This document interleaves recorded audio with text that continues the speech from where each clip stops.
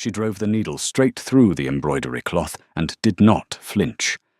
Not because she was brave, but because she had spent 6 years training herself not to react, not to blink too fast, not to turn her head when a door slammed, not to reach for something before it was placed in her hand. 6 years of pretending she could not see a single thing. And today, the one person she had built this entire lie to avoid was standing less than 4 feet away from her.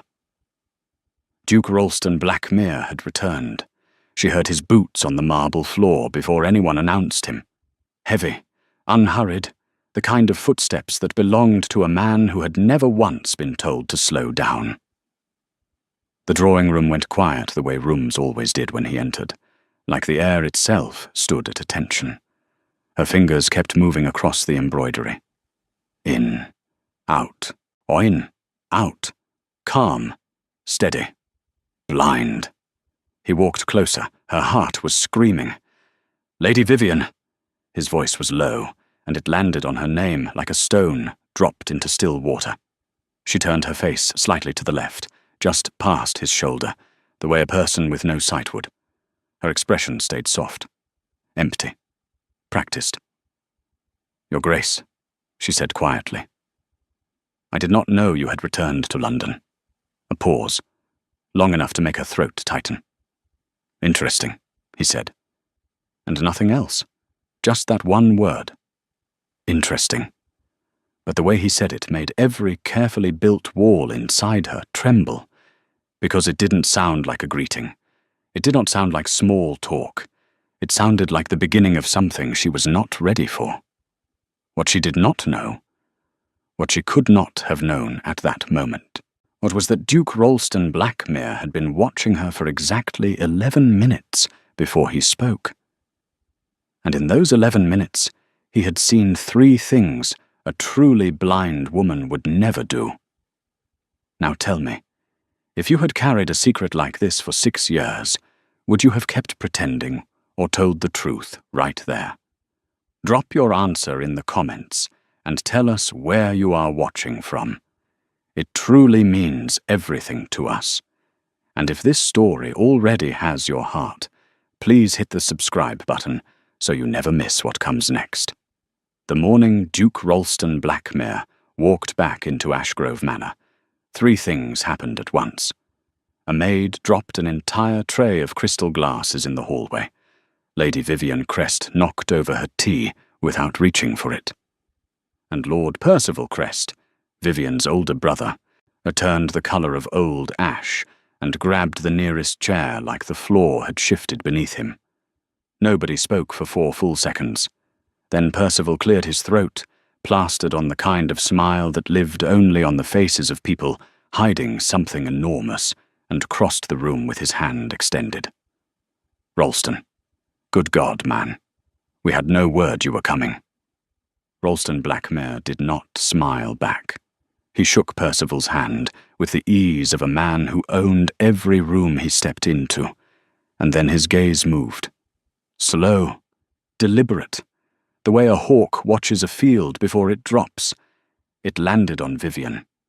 She was seated near the window, her embroidery frame in her lap, her face angled slightly away from the door, her eyes fixed on a point somewhere past the curtain. Still as porcelain, soft as a painting. "Lady Vivian," Ralston said, "you look well." "Thank you, Your Grace." Her voice came out even, unhurried. She tilted her head gently toward the sound of his voice, not quite meeting his direction, the way she always did. "We are honored by your visit." Percival jumped in immediately, talking fast, filling the silence with words about the weather and the roads, and whether Ralston had eaten anything since arriving from the north. He was good at that, Percival. Good at covering gaps. He had been doing it for 6 years. Ralston let him talk, but his eyes didn't move from Vivian's face.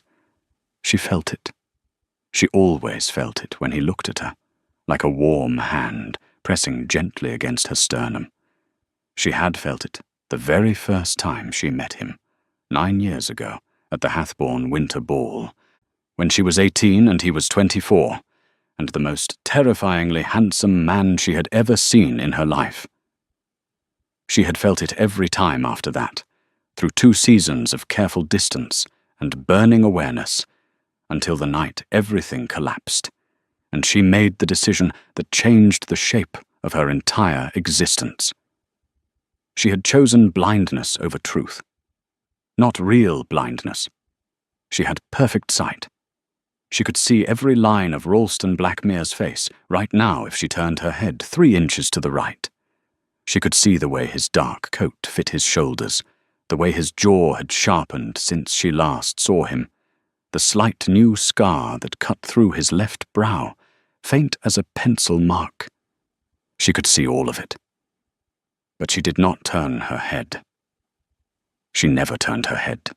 The story of Lady Vivian Crest's sudden blindness had begun 6 years ago, 2 weeks after the most humiliating night of her young life. She had fallen in love with Ralston Blackmere, quietly and completely, the way fire spreads under floorboards, invisible until it is everywhere. She had believed, foolishly, that he felt something too, the way he sought her out at gatherings, the way he remembered small things she mentioned once in passing, the way he looked at her.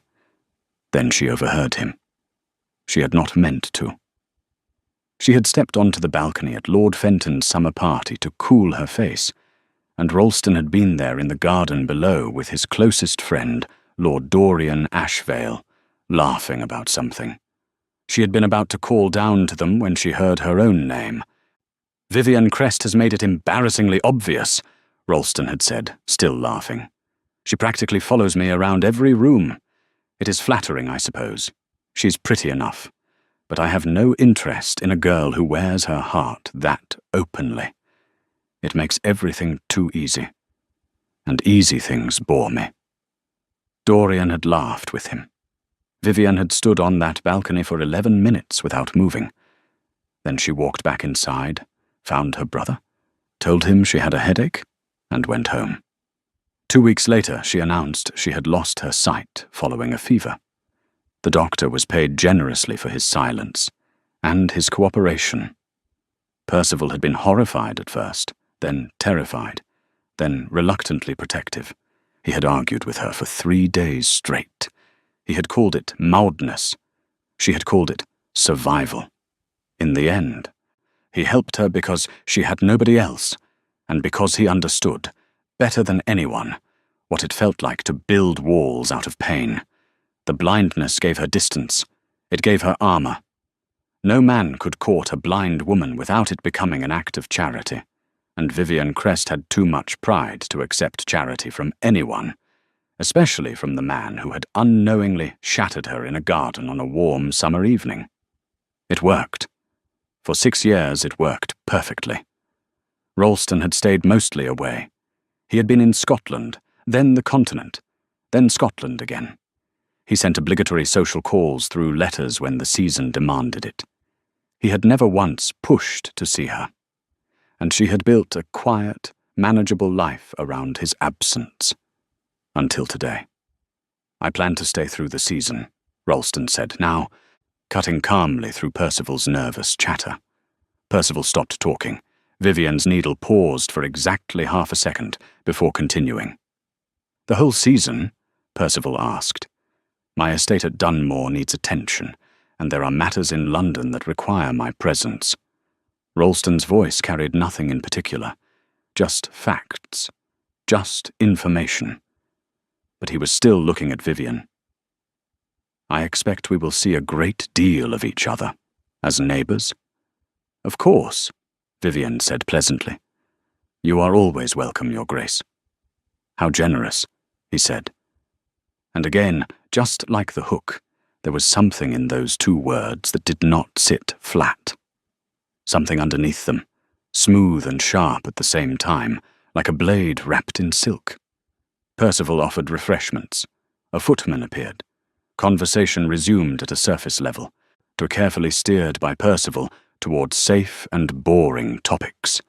But Vivian sat with her needlework and felt the weight of Ralston's presence, like a change in weather, heavy and electric, the kind that comes before a storm breaks open the sky. He stayed for exactly 1 hour. When he rose to leave, he crossed the room to say goodbye to Vivian directly, which was not strictly necessary, and which Percival clearly noticed because his jaw tightened. Ralston stood before her. She kept her gaze directed at his collar, soft and unfocused. "It was a pleasure, Lady Vivian," he said. Then, very quietly, so that only she could hear, "You embroider roses beautifully. The shading on the petals is remarkable. Most people struggle with the depth of the inner fold." She smiled. "Thank you. I work by feel." "Of course," he said. Pause. Ah, how extraordinary. He left. Vivian sat perfectly still until she heard the front door close and his carriage roll away down the gravel path. Then she set her embroidery frame down in her lap and stared at it. The roses were shaded with perfect depth. The inner folds were precise and deliberate. Percival crossed the room and crouched in front of her chair. "Vivian," he said, low and urgent. I heard him. "We need to talk about this." "Not now. He is going to stay the whole season. He is going to be here, constantly. He is going to watch you. I know. You cannot maintain this with him that close. He is not like the others. He is not going to look away." Vivian picked up her embroidery frame again. Her hands were steady. Her heart was a wreck. "I have maintained it for 6 years, Percy, but I can manage 1 season." Her brother said nothing, but she heard him stand and walk to the window, and she heard the way his breath came out slowly, the way it always did when he was frightened and trying not to show it. Outside, the sky was pressing down grey and thick. The first season in 6 years that truly scared her had just begun. That evening, Vivian sat at her dressing table while her lady's maid, Petra, arranged her hair for dinner. Petra was young, sharp-eyed, and completely loyal. She was also one of only 4 people alive who knew the truth. The others were Percival, the retired doctor, and Vivian's late mother's personal solicitor, who managed a small fund used to maintain the fiction carefully. "The Duke is very handsome," Petra said, while watching Vivian's face in the mirror with the casual boldness she had always been permitted. "Is he?" Vivian said flatly. "You know he is." Petra pinned a curl into place. "He looked at you the entire time, my lady. Even Lord Percival noticed." "Lord Percival notices everything. The Duke asked one of the footmen how long you had been blind." Vivian's eyes met Petra's in the mirror. "What did Thomas tell him?" 6 years, just as we all say." But the Duke did not look satisfied with the answer. Petra's voice was gentle but honest. "He looked like a man solving something." Vivian said nothing. "What will you do?" "What I always do," Vivian said. "Nothing." Carefully. But later that night, alone in her room with the candle burning low, she lay awake and thought about the embroidery. About the way he had described the inner folds of the petals. He had not just glanced at it. He had studied it. He had looked at it the way someone looks at evidence. Ralston Blackmere had been the most brilliant student at Eton, then Cambridge. He had managed his family's estates and doubled their income before the age of 30. He was not a man who missed things. He was not a man who forgot things. And he was not a man who said words without meaning to say them. She had made a mistake today. She had shaded those roses herself, in full and perfect sight, 3 days before his arrival. She should have left the inner petals undone. She should have made the work imperfect. She should have remembered that he was coming and prepared. But she had not known, and now he had seen. She blew out the candle. Sleep did not come for a long time. The first social event of the season was a dinner at Lord and Lady Weston's estate, and everyone who was anyone in the county arrived within the same 40-minute window. Vivian came with Percival, dressed carefully, moving with the particular grace she had developed over 6 years of calculated blindness. She kept one hand lightly on her brother's arm. She let her eyes rest gently forward, slightly unfocused. She smiled at voices she recognized and turned her head toward sounds with just the right delay. It was a performance. She knew every beat of it. What she had not expected was that Ralston would already be there when they arrived, standing near the fireplace with Lord Dorian Ashvale and a third man she did not immediately recognize, all three of them deep in a conversation that paused the moment she and Percival entered the room. She felt Percival stiffen beside her. She felt Ralston's gaze find her from across the room, like a hand reaching through fog. Lady Weston swept over to greet them, bright and warm and talking fast, and Vivian focused on her voice and her perfume and the sound of her silk skirts, and let herself be guided through the opening pleasantries while she worked on slowing her heartbeat down to something approaching normal. Dinner was announced before long, and the seating arrangements, which Lady Weston had clearly spent considerable effort designing, placed Vivian 3 seats from Ralston on the same side of the long table. Close enough that she could hear his voice clearly. Far enough that direct conversation required effort. He made the effort. Twice during the first course, he directed a comment toward her end of the table, something light and socially appropriate about the quality of the season's fox hunting, and then about a concert recently held in London. Both times she responded pleasantly, with the right amount of vague brightness, angling her face toward his voice without quite meeting his direction. Both times she felt him watching her response more carefully than the words warranted. The man she had not recognized turned out to be Lord Caspian Hale, a physician from London who had recently moved to the county for reasons that seemed to involve both professional ambition and a romantic disappointment he was not advertising. He was seated directly across from Vivian, and he was kind and easy to talk to, with the sort of attentive manner that made people feel genuinely heard. By the second course they had fallen into a comfortable exchange about music, and he had made her laugh twice, genuinely, which she immediately regretted, because laughing genuinely meant her eyes moved naturally, and she had not been careful enough about keeping them still. She corrected it. She hoped nobody noticed.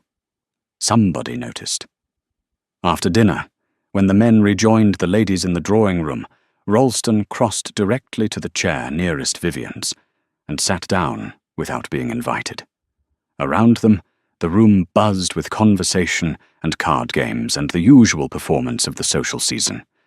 Percival was across the room, pinned in conversation with Lord Weston, and sending his sister a look of barely contained alarm that she could see perfectly well.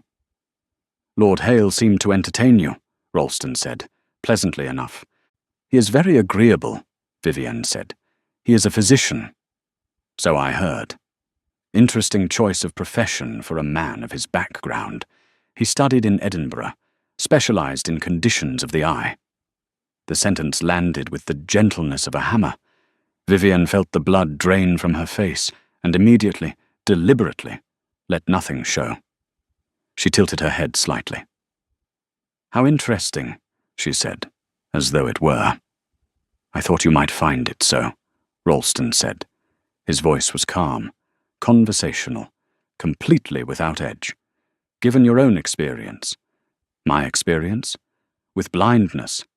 I imagine you have encountered many physicians over the years." "A great many," she agreed. "Any of them offer hope?" "For restoration of sight?" "No, none of them." She turned her face toward the fire, giving him her profile, letting the soft light play across her expression. "I made my peace with it long ago, Your Grace. I do not find it useful to dwell." "That is very brave," he said. "It is simply practical." A pause. Then, quietly, "How did it happen? The fever, I mean. You were perfectly well at the Hathbourne winter gathering, the last time I saw you before I left for Scotland, and then I returned to hear you had lost your sight entirely within a matter of weeks." She had rehearsed this. She had rehearsed everything. Fevers can move very quickly. The doctor believed it affected the nerves behind the eyes. It was not painful in the end, just gradual, and then gone. The nerves behind the eyes, he repeated. That was his assessment. Which doctor was this? Dr. Fenwick. He has since retired to Bath. A small smile, while he was very thorough. Another pause. She could feel him thinking. She could feel the shape of his skepticism, the way you feel the edge of something in the dark before you see it. I am sorry, he said finally. It must have changed everything. It changed many things, she said honestly. But one adjusts. Yes, he said softly. One adjusts. He stayed beside her for another 20 minutes, talking about nothing dangerous, about London and the political season and a play he had recently seen, and she breathed through it carefully and matched his tone and felt the whole time like she was walking very slowly across very thin ice while someone tapped at it steadily from below. When he finally excused himself to speak with another guest, she allowed herself exactly 3 seconds of trembling before she locked it away. Across the room, Percival caught her eye. She gave the smallest shake of her head. Not tonight. But soon. The next morning brought an unexpected visitor to Ashgrove Manor. Lady Honoria Blackmere, Ralston's younger sister, arrived just after 11 in a flurry of energy and perfume and opinions, with her companion, Miss Tabitha Rue, trailing behind her like a cheerful shadow. Honoria was 22, unmarried by choice, and loudly pleased about it, and she had always been one of Vivian's favourite people in the world, precisely because she treated the blindness with complete and refreshing normalcy, never tiptoeing, never performing sadness, simply talking to Vivian the way she talked to everyone else. Vivian, you look absolutely wonderful. I am furious about it. But I have not slept properly in a week, and I look like something left out in the rain, Honoria announced, dropping into the nearest chair and pulling off her gloves. Tabitha, stop hovering. Sit. Percy, where is the tea? Percival, who had appeared in the doorway, blinked. Good morning to you too, Honoria. Yes, good morning. Tea, please. Vivian, my brother told me he came to see you yesterday. Was he tolerable? He has been in a very peculiar mood since Scotland. Something happened up there, and he will not say what. He just gets that face. You know the one. Like he is thinking about 6 things at once, and none of them are comfortable. Vivian smiled. He was perfectly gentlemanly. Honoria accepted a cup from the footman and regarded Vivian over the rim. He asked me about you last night, or after dinner. The room shifted slightly. Did he? He asked how often I had seen you over the years, how you managed, whether you had ever mentioned wanting to consult a new physician. Honoria's voice was casual, but her eyes were sharp. Vivian knew this because she was looking directly at her without being obvious about it. I told him you were perfectly content, and that he should mind himself. Thank you. I told him that because you are my friend, and I love you. A pause. I did not tell him that because I believe nothing is happening. I told him that because whatever is happening is yours to manage, and it is not my business to assist his curiosity. The room was very still. Tabitha Rue, who had been quietly examining a small painting near the window, suddenly became very interested in its brushwork. De Percival walked to the window and looked out at the garden. Vivian set her teacup down with a steady hand. Honoria. I am not asking, Honoria said firmly. I am not asking anything. I am simply telling you that my brother is home for the whole season, that he is in a peculiar mood, that he has always been far too observant for anyone's comfort, and that he asked about you specifically and deliberately. She leaned forward. I think you should be careful, Vivian. More careful than you have ever been. Later, after Honoria and Tabitha had gone, and Percival had closed the drawing-room door, and turned to face Vivian with the look he had been holding back all morning. She spoke before he could. "I know," she said. "He is already asking questions, Vivian. Honoria confirmed it. Or he is circling. He has no proof. He does not need proof. He is Ralston Blackmere. He needs a thread, and then he pulls it until the whole thing comes apart." Percival's voice was tight with controlled fear. "We need a plan. Not a reactive one. A real one. If I panic and change my behavior now, that is what gives me away. Stillness is the only thing that has ever protected me. Stillness will not work against him. You know that." She did know that. She had known it since the moment he described her rose petals. "There is a garden party at the Fenton estate next week," she said. "Lord Caspian Hale will be there. He is kind, and he is easy to be around. If I allow people to see me in comfortable conversation with a physician, it builds the picture. It makes the blindness look examined, accepted, medically confirmed in recent memory." Percival stared at her. "You want to use a good man as cover." "I want to have a pleasant conversation with a physician at a garden party," she said precisely. "Nothing more." Her brother rubbed his face with both hands. "And Ralston?" "Ralston will watch," she said. "He always watches. I just need to make sure that what he sees continues to match what he expects."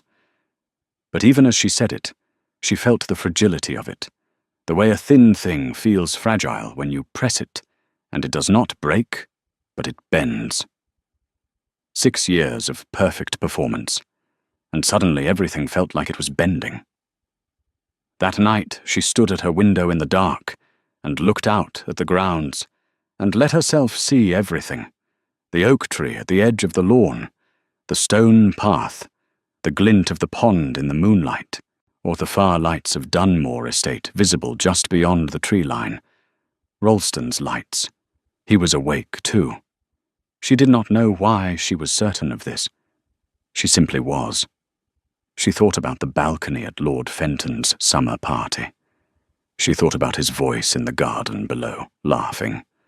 She thought about how she had gone home that night and sat alone in her room and understood, with complete clarity, that she had fallen in love with a man who would never fall in love with her, and that the kindest thing she could do for her own survival was to disappear from his sight entirely.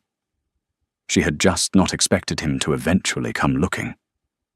The Fenton garden party arrived on a Tuesday, dressed in warm sunlight and the particular kind of social tension that only the English countryside could produce, while pretending everything was perfectly fine. Vivian arrived with Percival and Petra, who stayed close as always, positioned just behind her left shoulder, like a quiet anchor. The grounds were beautiful, lanterns strung between the old elm trees, even though it was still afternoon. Long tables draped in white, the sound of a string quartet floating across the lawn from somewhere near the rose garden. She heard Ralston before she saw him. His voice carried the way it always did. Not loud, just distinct. A low frequency that cut through crowd noise the way a cello cuts through an orchestra. He was speaking with Lord Fenton near the entrance to the garden walk, and Percival's hand tightened almost imperceptibly on Vivian's arm as they passed within 20 feet of him. Ralston paused mid-sentence. Vivian kept walking. She found Lord Caspian Hale near the refreshment table. It was exactly where she expected a man who was new to the county, and not yet comfortable with its social geometry, to position himself. He brightened when she approached, and she let herself relax slightly into the easy warmth of his manner. "Lady Vivian, you look very well this morning." "Lord Hale, I hear you have been settling into Greyfield House." "Slowly," he admitted, handing her a glass of lemonade, which she accepted and held without drinking, because accepting refreshments and then not consuming them was one of the small habits she had developed to avoid the complications of eating and drinking while maintaining the performance. "The house is lovely, but the garden is entirely wild. I suspect nothing has been trimmed in 3 years. Gardens have a way of revealing neglect, very honestly, she said. He laughed. Oh, that is a very precise observation. They talked for a long while, long enough that she felt the watching from across the lawn like sunlight on her back. She did not turn. She kept her face toward Caspian's voice, her expression pleasant and engaged, and she let the conversation find its natural rhythm. What she had not anticipated was that Caspian Hale was genuinely interesting. He had spent 2 years in Vienna before Edinburgh, had opinions about music that were uncommon and worth hearing, and had a habit of listening with his whole attention that made talking to him feel genuinely worthwhile rather than strategic. She found herself forgetting, briefly, that she was performing. She found herself simply talking. That was when Ralston arrived beside them. He did not announce himself. He simply appeared in the conversation the way weather appears, present before you realize it has arrived. "Lord Hale," he said pleasantly, "I see you have found the best company at the party." Caspian smiled. "I have been very fortunate in that regard, Your Grace." Ralston turned to Vivian. "You seem well today, Lady Vivian." "The air is lovely," she said. "It is. A beat. Lord Hale, I understand you have quite the background in conditions of vision. Remarkable specialty." Caspian's expression remained easy, but something behind his eyes sharpened slightly, the professional caution of a man who understood when his expertise was being directed with purpose. "Among other things, the eye is endlessly complex." "I imagine it is." Ralston's voice was conversational, warm even. "Lady Vivian has lived with her condition for 6 years now. What I imagine it would be of some interest to someone in your field." The air between the three of them pulled tight as wire. Vivian turned her face toward Ralston's voice with the practiced softness she had perfected over years. "His Grace is very thoughtful," she said, keeping her tone light. "But I have made peace with my condition and have no wish to burden Lord Hale with it at a garden party." "No burden at all," Caspian said carefully. He was looking at her. She could feel it, with the particular attention of a man whose professional instincts had just been quietly activated. "Then perhaps another time," Ralston said easily, "when the setting is less festive." He stayed for precisely 4 minutes, contributed 3 more perfectly ordinary sentences to the conversation, and then excused himself with the graceful control of a man who had already gotten exactly what he came for. Vivian stood in the sunlight with her lemonade and felt the trap closing 1 careful inch at a time. 2 days later, Caspian Hale called at Ashgrove Manor. Percival received him in the front parlour with a smile that did not reach his eyes, while Vivian sat in the chair by the window in her usual position. Caspian was polite and warm, and made no mention of Ralston, or garden parties, or conditions of the eye for the first 15 minutes. They talked about music again. He had brought a small book of Scottish folk songs he thought she might enjoy having read aloud. Then he said gently, "Lady Vivienne, I hope you will not think me impertinent." Percival went very still by the fireplace. "Of course not," Vivienne said. "But I am a physician. I cannot help certain observations any more than you can help breathing." His voice was kind, not accusatory, not sharp, just careful and honest. "I would never presume to make any formal assessment uninvited, but I want you to know that if you ever wish to speak privately, about anything at all, I am entirely discreet." The room held its breath. Vivian turned her face toward his voice. She looked, to any observer, like a blind woman listening with patient grace. But behind her eyes, completely invisible, something cracked open the way ice cracks at the end of winter. Not breaking yet, just fracturing, a sound you feel before you hear it. "You are very kind, Lord Hale," she said. "I mean it sincerely." He paused. "The Duke is a determined man." She kept her expression still. He is simply curious by nature. Perhaps. Another pause. I am not his ally in this, Lady Vivian. I want to be clear about that. Whatever his reasons for drawing my attention to your situation at the party, I have no interest in serving them. I am saying this entirely for your sake. Percival exhaled very quietly behind her. Vivian said nothing for a moment. Then, thank you, Lord Hale. That is more generous than I deserve. I doubt that very much, he said simply. After he left, Percival stood in the middle of the room and said nothing for a long time. Vivian waited. He knows, Percival finally said. Caspian Hale looked at you for 20 minutes, and he knows. He suspects. Vivian, he will not say anything. He told us as much. And Ralston? Ralston is the one who sent him looking, and Ralston will not stop. Percival crossed to her chair and sat on the low table before her, forcing proximity, forcing her to deal with his face directly. You need to understand something. If this comes out, it will not just be embarrassing. It will be a scandal that destroys this family. Everything we have, everything Father left us, the reputation, the connections, all of it gone. And you will not be seen as a heartbroken young woman who made a desperate choice. You will be seen as a liar who deceived an entire county for 6 years. I know what I will be seen as. Then why are you still sitting there like it is not happening? Because running looks like guilt, she said sharply. Because changing anything right now, leaving the county, avoiding events, behaving differently in any way, all of that tells him he is right. And the only move I have left is to be exactly what I have always been, until he either gives up or shows his hand completely.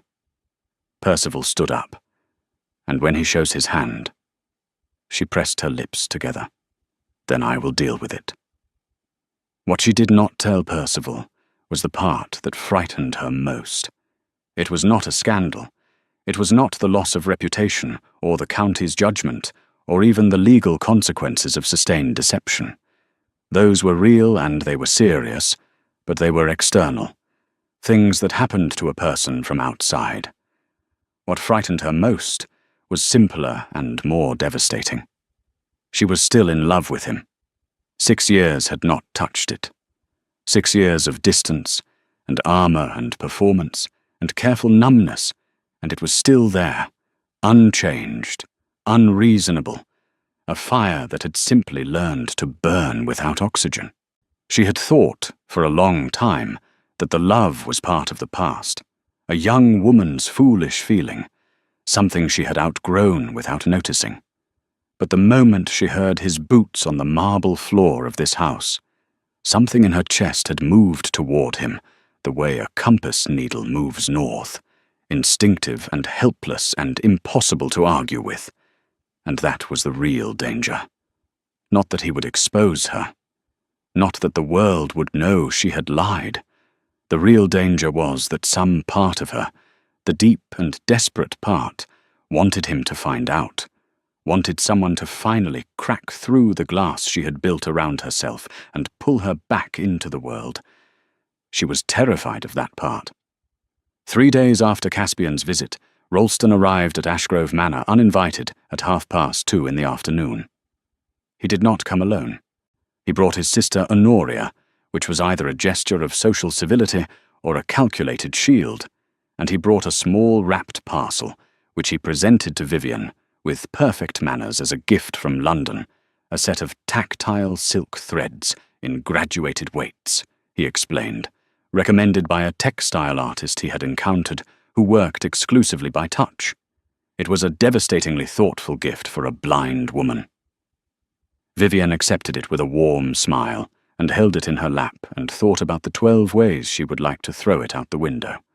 Honoria swept Percival into conversation about estate matters with the efficiency of someone executing a planned maneuver, and within 7 minutes, Vivian and Ralston were as alone as it was possible to be in a shared drawing room, a 2 feet of space between their chairs, and nothing but a low fire and the sound of distant bird song filling the room. "I owe you an apology," Ralston said. She blinked. Of all the things she had prepared for, this was not among them. "I beg your pardon. At the garden party, I was not subtle and I made you uncomfortable. I apologize for that." She searched his voice for the trap. She could not find it. "You did not make me uncomfortable, Your Grace." "I think I did." His voice was quiet now, quieter than usual, stripped of the social surface layer. "Vivian." He had never called her just Vivian before, not since they were very young, and the formalities felt excessive among people who had known each other's families forever. She kept her face forward. "I have been trying to work something out," he said slowly, "and I realize the way I have been going about it has been clumsy and unkind. I want to be honest with you." "Please," she said carefully. "When I left for Scotland 6 years ago, you were one of the most alive people I had ever known. You argued about poetry with my father at dinner.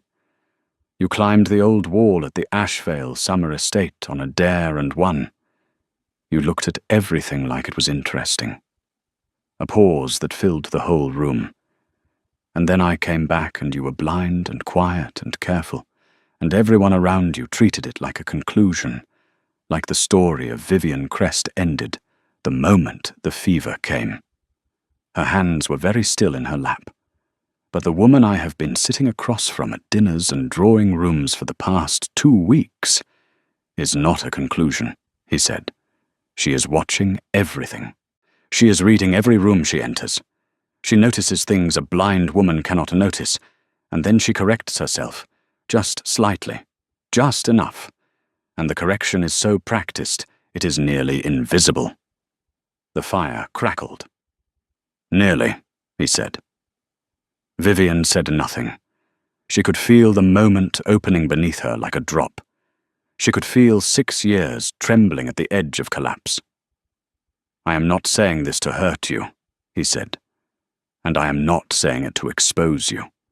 I am saying it because I have been sitting across from this extraordinary, careful, frightened performance for 2 weeks, and I cannot pretend not to see it." His voice was very low now, almost a murmur. "I just want to understand why."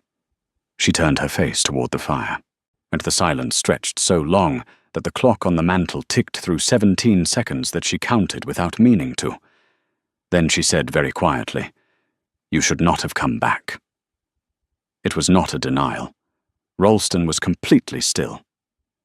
"You should not have come back," she said again, and her voice was steady, and her hands were steady, and only her eyes, which nobody but she could feel, burned at the edges. "Some things are better left as they are." He did not press. He did not push. He simply sat with what she had given him, and did not fill it with noise, and that, somehow, was worse than anything he could have said. The news arrived at breakfast, delivered by Percival with the particular, careful blankness he wore when something was very wrong. Lord Fenton had talked.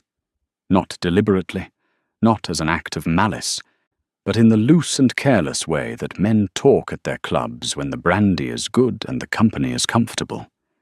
He had mentioned, to no one in particular, and therefore to everyone, that the Duke of Blackmere seemed unusually interested in the question of Lady Vivian Crest's blindness, that he had been asking questions at the garden party, that he had involved a physician. By the time the story moved through 3 more conversations over 2 days, it had grown sharp edges and a direction. People were not yet saying that Vivian was not blind, but they were saying that the Duke seemed to think something was irregular, and in the social mathematics of the county, the Duke thought something was nearly equivalent to it being true. Vivian set down her toast. "How widespread?" she asked. "Widespread enough," Percival said. "And Lady Weston mentioned it to Petra at the market this morning. If Petra's hearing it from Lady Weston, it has already passed through at least 4 drawing rooms. Who else knows Ralston has been asking?" Lord Dorian Ashvale, his own sister, presumably, Lord Hale, and now, it seems, half the county. Vivian stood up from the breakfast table and walked to the window and looked out at the grounds with the full clarity of her perfect sight, the roses coming into late bloom, the sky pressing pale and bright above the tree line, the distant glint of Dunmore Estate through the gap in the oaks. She had 3 days before the next major social event, the midsummer assembly at the village hall, which every family in the county attended without exception, and which could not be avoided without sending its own kind of message. "Well, I need to go on the offensive," she said. Percival looked up. "What does that mean?" "It means I stop being reactive. It means I stop waiting for Ralston to pull the thread, and I take the thread out of his hands." She turned from the window. "I need to speak to Caspian Hale today. Vivian, you cannot keep using that man. I am not using him. I am honestly asking for his help." She met her brother's eyes. He offered. "He told me he was not Ralston's ally. I am going to hold him to that." Caspian received her that afternoon in the front room of Greyfield House, which smelled pleasantly of old books and something herbal, and he listened to what she said with the same complete attention he always gave, his hands folded, his expression open. She told him everything.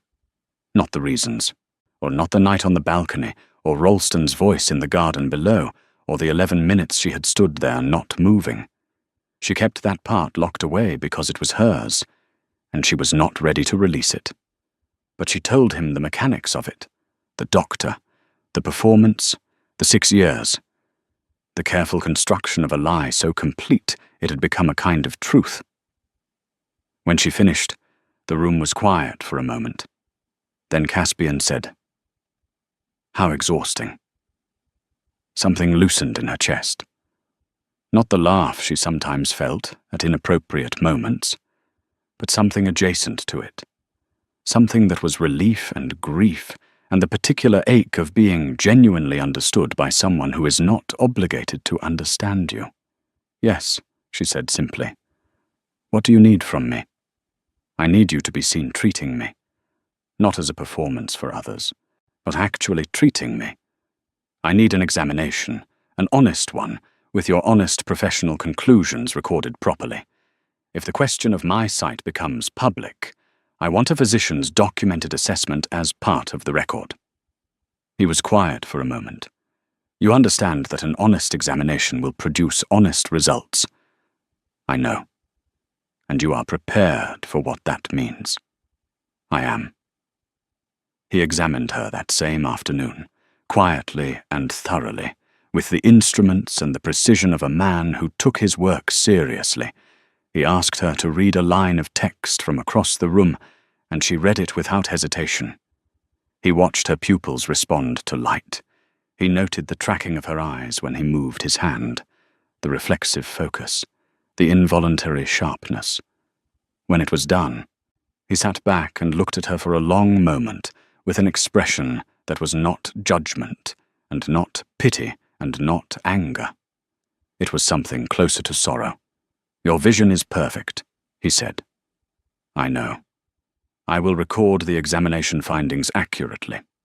He paused. "I will not volunteer them, but if they are formally requested, I cannot falsify them. I am not asking you to."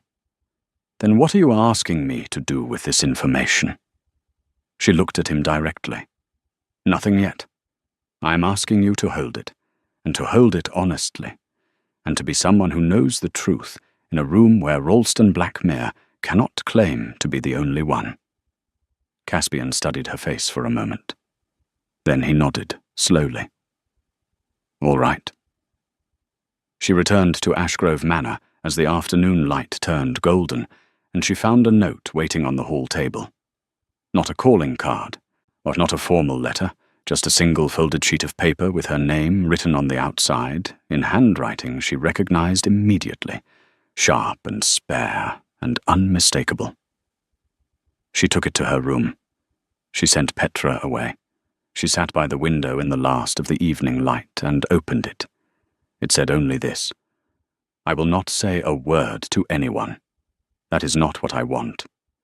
I have no interest in your ruin, Vivian. I never did.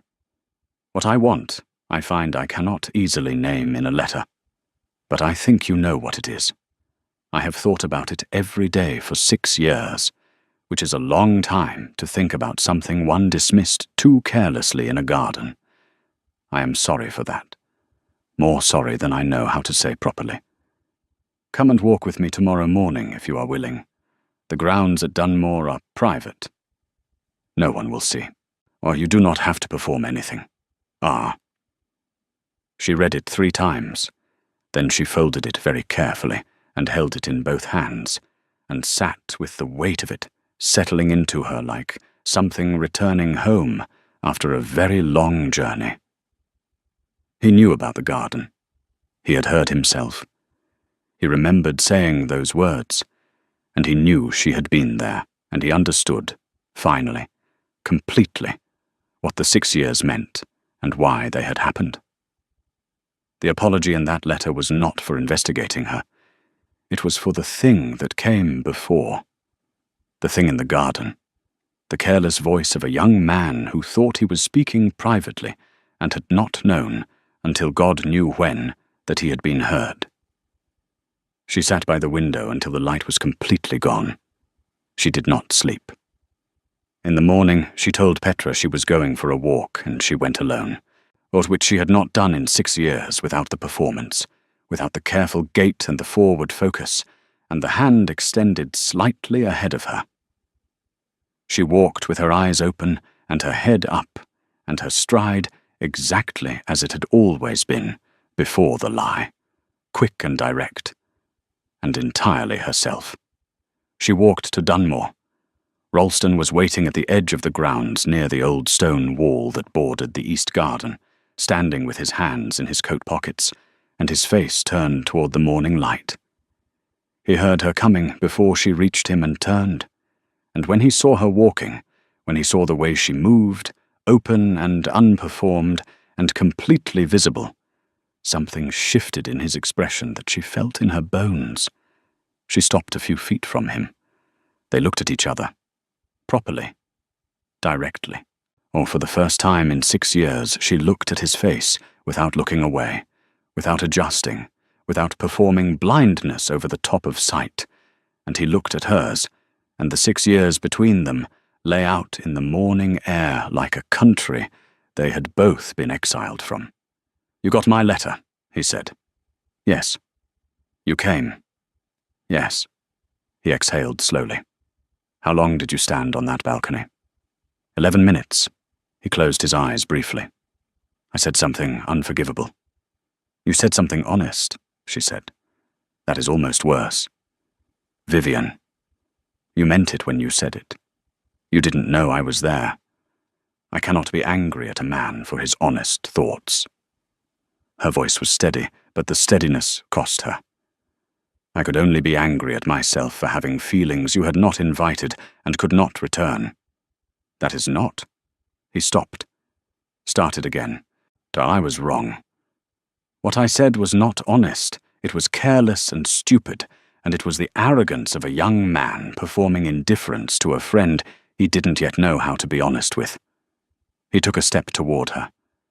"I dismissed you in that garden because I was afraid of how much I felt for you. Because you were not easy. You were the opposite of easy. You saw through everything, and that frightened me. And I said something cruel to protect myself from a feeling I had not asked for." The morning was very quiet around them. 6 years, she said. 6 years, he repeated.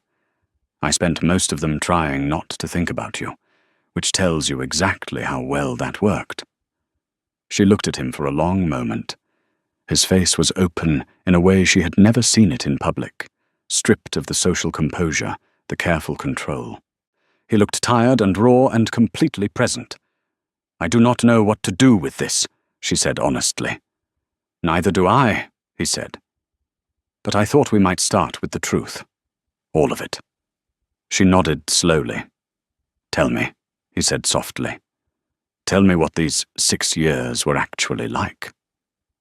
And standing in the morning light at the edge of his grounds, with the old stone wall behind her, and the sky opening wide and pale above them, Vivian Crest began, for the first time in 6 years, to tell the truth. She did not tell him everything at once. The truth came out the way long-held things always come out, not in a flood, but in pieces, one at a time, each one costing something before the next one could follow. She told him about the 2 weeks after the balcony, as about sitting in her room and understanding with absolute clarity that the only dignified thing left to her was disappearance.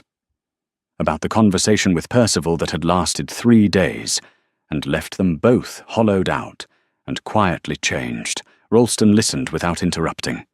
He did not flinch, and he did not look away, and he did not offer the kind of consoling noises that people offer when they are more interested in their own discomfort than in what you are actually saying.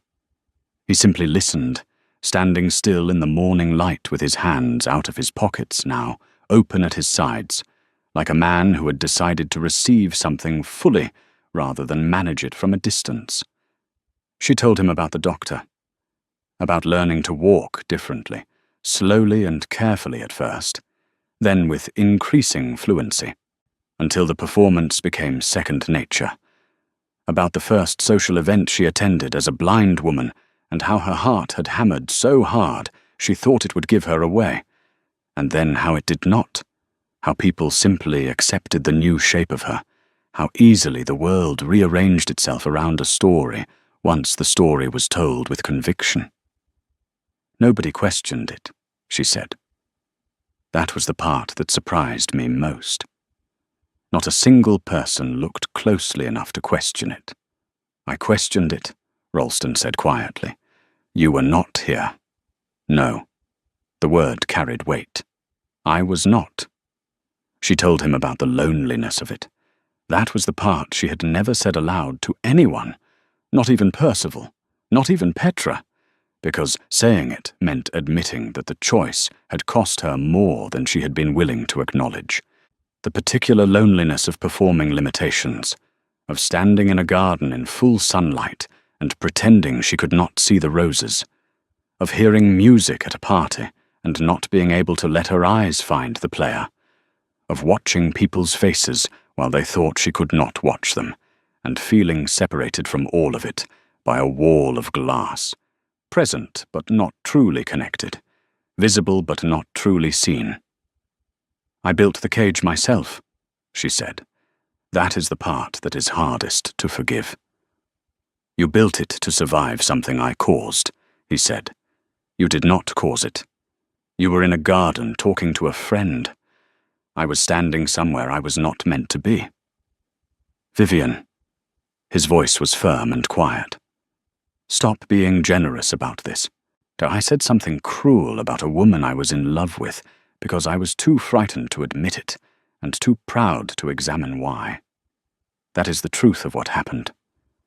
Do not arrange it more kindly for my comfort. The word stopped her completely. She looked at him. He held her gaze with the steadiness of someone who had made a decision and was committed to all its consequences. You were not in love with me, she said. I was, he said simply. I did not know how to be honest about it then. I am being honest about it now. 6 years later, which I am aware of, does not improve my case. She turned away from him and walked a few steps toward the stone wall, pressing her hand against its surface, feeling the cold roughness of it under her palm, real and solid. She needed something real and solid. This does not resolve anything, she said. But you know the truth, us standing here being honest with each other. There is still the rest of the world. The county is talking. The scandal that has already started moving through drawing rooms. Caspian Hale with an examination report that tells the truth. Percival at home convincing himself everything is about to collapse.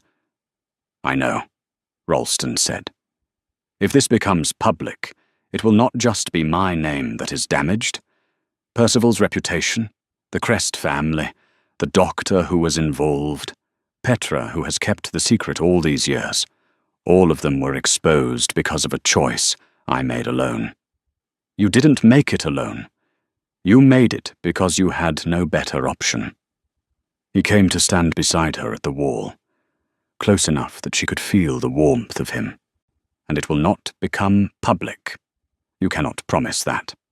I can manage what I say and what I do not say. Fenton's gossip can be redirected. Lord Dorian will say nothing because I will ask him not to, and he trusts my judgment even when it confuses him. A pause. Caspian Hale has already told you he will not volunteer the information. That leaves very little that is not within reach of being quietly settled. She looked at the wall. Why would you do that? Because I am responsible for the circumstances that created this situation, and I will not let other people pay the cost of my mistakes. His voice was even, but underneath it, something burned that she could feel without looking at him. And because I am not going to watch your life be destroyed by a scandal, when the only thing you did wrong was fall in love with the wrong man at the wrong time. She was quiet for a long moment. You are doing it again, she said. Doing what? Managing everything. Deciding what will happen and setting it in motion. You have been doing it since you arrived. Arranging pieces, directing attention, pulling threads. She turned to face him. I spent 6 years performing helplessly. I am not going to trade one loss of agency for another, Ralston. Even a well-intentioned one. He looked at her for a moment. Then the corner of his mouth moved. You are completely right. I know I am. What would you have me do instead? She thought about it honestly. Nothing yet. Let me think. Let me make my own decisions about what happens next. She held his gaze. Can you do that? Can you actually wait without moving pieces? It will be tremendously difficult, he said, and he said it with enough honesty that it was almost funny, almost, a small bright thing in all the weight of the morning. Try, she said. She walked back to Ashgrove Manor with her eyes open and her head up, and her whole self returned to her, and she thought about what came next with a clarity she had not felt in 6 years, the kind of clarity that arrives after a very long night when the light finally comes back and you can see the shape of everything again, unchanged, but newly visible. The Midsummer Assembly was in 2 days. She made 2 decisions before she reached her front door. The first was that she would attend the assembly as herself, or not the performing blind woman who had walked into every room for 6 years, not the woman crumbling privately under Ralston's investigation. Herself. Whatever the cost of that was, she would meet it standing. The second decision was harder and took longer to settle into place. But by the time she pushed open the front door of Ashgrove Manor and heard Percival's quick footsteps coming down the hall toward her, it was made. She was going to end the lie before anyone else could end it for her. Vivian, Percival said, and then he stopped because he saw her face and her eyes and the way she was standing, and he knew immediately that something fundamental had changed. Sit down, Percy, she said. I need to tell you what I am going to do. He sat down. She told him. He did not speak for a very long time when she finished. Then he stood up and walked to the window and stood there with his back to her for a moment. And she waited, because she knew her brother, and she knew he needed the moment. When he turned around, his eyes were bright in a way that had nothing to do with anger. I have been waiting 6 years for you to come back, he said. She pressed her lips together hard. Percy, I mean it. I have watched you perform and manage and survive in that cage for 6 years, and I have wanted every single day to break it open for you, but I knew it had to be you. He crossed to her and took both her hands. Whatever happens at that assembly, whatever the county says, I am standing next to you. Do you understand me? Right next to you. She held on to her brother's hands and let herself feel the full weight of what she was about to do. 2 days was not long, but it was enough. She spent the first day writing 2 letters. One to Caspian Hale, brief and clear, telling him she was prepared for his examination findings to be known, and thanking him with complete sincerity for the kindness he had shown a stranger who had given him no particular reason for it. The second letter was longer and harder, and took 4 drafts. It went to the county's most prominent social matriarch, Lady Countess Britton, who was 81 years old, entirely feared, entirely fair, and the single most effective force for shaping public narrative in the entire region. If Lady Britton decided a thing was to be understood a certain way, it was understood that way. Vivienne did not ask Lady Britton to lie. She simply told her the truth and asked her, if she found any mercy in it, to be present at the Midsummer Assembly. At the second day she spent with Petra, who cried silently for 20 minutes, and then became very practical and efficient in the way she always did when emotion had been fully felt and it was time to act. "You're going to be all right," Petra said, pinning Vivienne's hair with steady hands. "I might not be." "You are," Petra said firmly. "You have been all right through much worse than this, my lady. You just did not let yourself know it." Ralston sent no note and made no appearance in those 2 days. He was keeping his word. She felt the absence of him, the way you feel a change in air pressure, aware of it constantly, oriented toward it, unable to fully ignore it, no matter how much else demanded attention. The night before the assembly, she sat at her window in the dark and thought about the balcony again. She thought about the 18-year-old girl who had stood there for 11 minutes and made herself very small.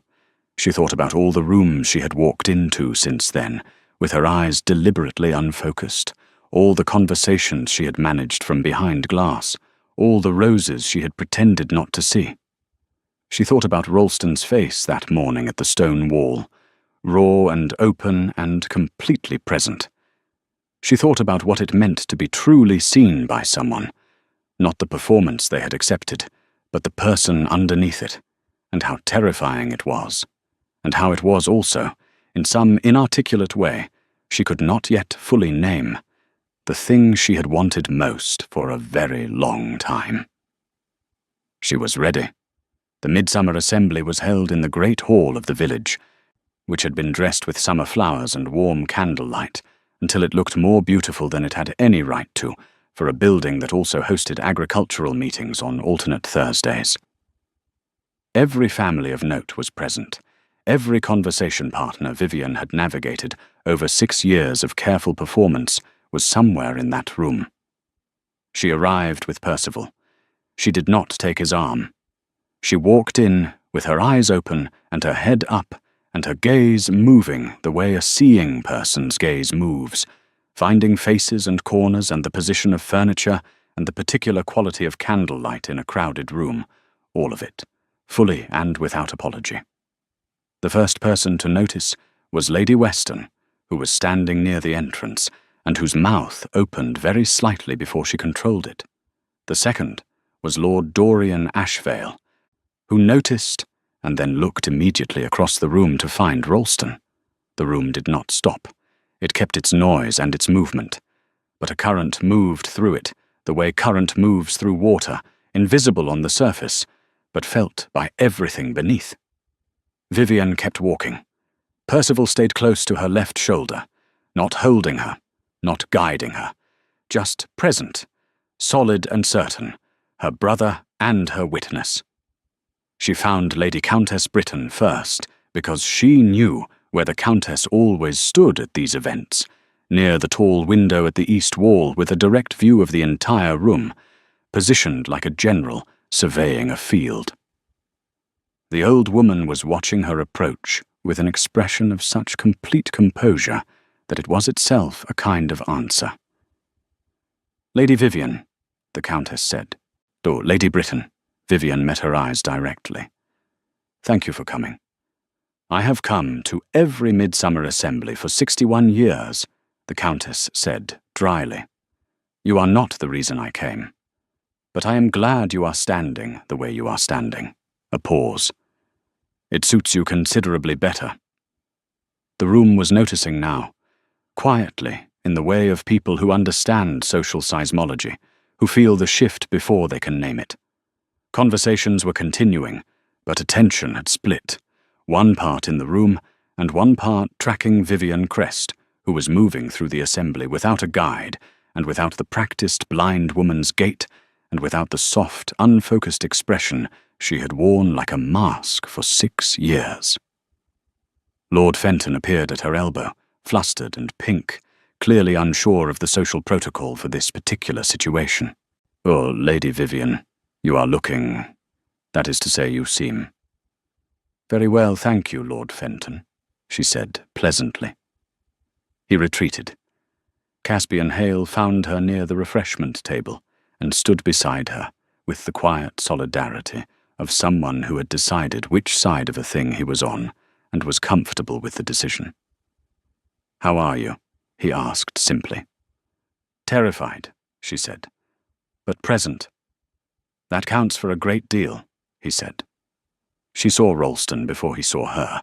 He was across the room, in conversation with 2 men she recognized as business associates from London, and he was doing what he always did in social settings, giving the conversation his full surface attention, while something behind his eyes processed the room around him.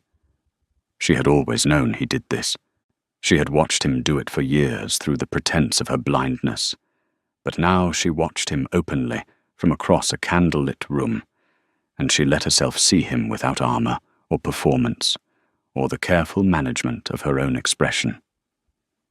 Then he looked up and found her. The conversation he was in continued without him for several seconds, before one of the men noticed he had stopped responding. He looked at Vivian across the room, and she looked back, and neither of them moved for a long moment. The candlelight moved between them. The music from the small ensemble in the corner kept playing. Then Percival appeared at Vivian's shoulder and said quietly, "Lady Britton is moving toward the center of the room." Vivian turned. The Countess had positioned herself at the room's natural focal point, with the instinct of someone who had been managing social atmospheres since before most of the people present were born. She was not making a speech. She was simply standing where everyone could see her, and she was looking at Vivian, and her look said, clearly and without words, that she had read the letter, and she had made her decision. The Countess lifted her chin very slightly toward Vivian. Vivian understood. She walked to the center of the room. The music slowed and then stopped, not because anyone told it to, but because musicians feel the temperature of a room the way everyone else does, only sooner. Conversations finished themselves in the natural pauses between sentences, and then did not restart. The room became quiet the way rooms become quiet when something true is about to be said in them. Vivian stood in the middle of it. She looked at the faces around her. Lord and Lady Weston, Lord Fenton, Lord Dorian Ashvale, Honoria Blackmare, who had gone very still with her hands clasped and her eyes bright, and her expression the particular one she wore when she was trying very hard not to cry. Caspian Hale near the wall, steady and calm. Percival just behind her right shoulder, close enough that she could feel him breathing. And Ralston, who had come to stand at the edge of the gathered group, not pushing forward, not taking space that was not his to take, just present, watching her with an expression of such complete and unguarded attention that it felt like the most private thing she had ever seen on a public face. She breathed. "But I owe everyone in this room an explanation," she said. Her voice was steady, quiet enough to be intimate and clear enough to carry. "And an apology." Nobody spoke. 6 years ago, I told a lie. I told it for reasons that felt necessary at the time, and I maintained it for reasons that felt survivable. And I am standing here now because I am no longer willing to hide behind it. She kept her eyes moving through the room, meeting faces, not flinching. I am not blind. I have never been blind. My sight is perfectly intact, and has been throughout the 6 years I spent pretending otherwise. The silence held. Then it broke, not loudly, but in the way of many small sounds happening at once, breath and movement, and the particular rustle of a room full of people absorbing something. Lady Weston put her hand to her mouth. Lord Fenton went red. 2 women near the wall began whispering immediately, which was inevitable, and which Vivian had made peace with. The Countess watched all of it, with the composure of someone watching the weather from inside a very solid house. "I will not offer a detailed account of my reasons tonight," Vivian continued, because she had decided this as well in the 2 days of preparation. Her reasons were hers. She would share them eventually, in the ways and with the people she chose, but she would not lay them out for collective consumption. What I will say is that the deception caused harm to people who trusted me and to people who were kind to me, and I am sorry for that without condition. She stopped speaking. For 3 seconds the room was completely still. Then Lady Countess Britton, 81 years old and entirely feared and entirely fair, began to clap. Slowly, deliberately. The clap of someone who has decided something on behalf of a room and is not interested in being disagreed with.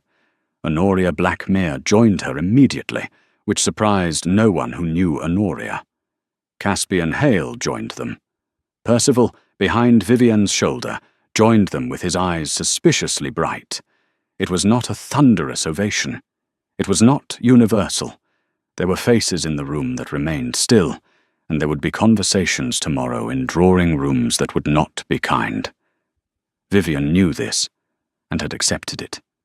But the Countess had decided the tone, and the tone held, and the whispers at the edges could not change the fact that the center of the room had received the truth with something that was, if not forgiveness, not at least the beginning of it. Then the crowd shifted slightly, and Ralston was there, in front of her, closer than he had been all evening, closer than he had been at the stone wall, close enough that she could see every detail of his face, and she did not look away from any of it. "Vivian," he said. "Your Grace," she said. And then, because the formality felt suddenly absurd after everything, "Ralston. Are you all right?" "I am terrified and relieved and slightly dizzy," she said honestly. "But yes, I think I am." The corner of his mouth moved. "For what it is worth, you were extraordinary just now." "Do not make me cry in the middle of the midsummer assembly," she said. "I would not dream of it." He paused. "Walk with me." "Now? Here?" "There is a door behind the east partition that opens onto the courtyard. The ensemble will resume shortly, and nobody will notice." She looked at him for a moment. Then she looked at Percival, who had appeared nearby with the carefully neutral expression he wore when he was actually very pleased about something and did not want to show it. "Go," Percival said. "I will manage things here." The courtyard was cool and quiet, the noise of the assembly muffled behind the heavy door, the sky above them wide and dark and scattered with stars. They walked side by side along the stone path without touching, 2 people relearning the shape of proximity after a very long distance. "I want to say something," Ralston said, "and I need you to let me finish it before you respond." "All right." I spent 6 years telling myself the feeling would reduce, that it was the particular intensity of youth and would become manageable with distance and time. I was wrong about that. He kept walking, his voice even, measured, but underneath it something that was neither even nor measured. "I came back to this county because of the estate business. That part was true. But the reason I did not delay the return, the reason I came when I did, rather than in the autumn as I originally planned, was that I had run entirely out of patience with myself." She looked at the path ahead of them. "I have loved you for 9 years, he said. I dismissed it when I should have honored it. I was cruel about it when I should have been honest. And then I spent 6 years at the wrong distance, too far to fix anything and not far enough to stop thinking about you. He stopped walking. She stopped too. I am not asking you to forgive all of that tonight. That would be unreasonable, and I am trying very hard to be reasonable with you, because I understand that you have had enough men making decisions about your life without your participation. She turned to face him. His expression in the starlight was open and careful and completely serious, the face of a man who had rehearsed nothing and was choosing his words one at a time from the truth. "What are you asking?" she said. "I am asking for time," he said. "I am asking to be allowed to try.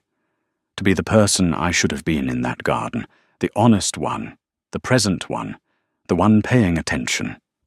He met her eyes. "I am asking if there is anything left to work with." The courtyard was very quiet. She thought about the balcony. She thought about 11 minutes and a choice made in pain. She thought about 6 years of roses she had embroidered in private sight and pretended to work by feel. She thought about the letter, simple and sorry and real.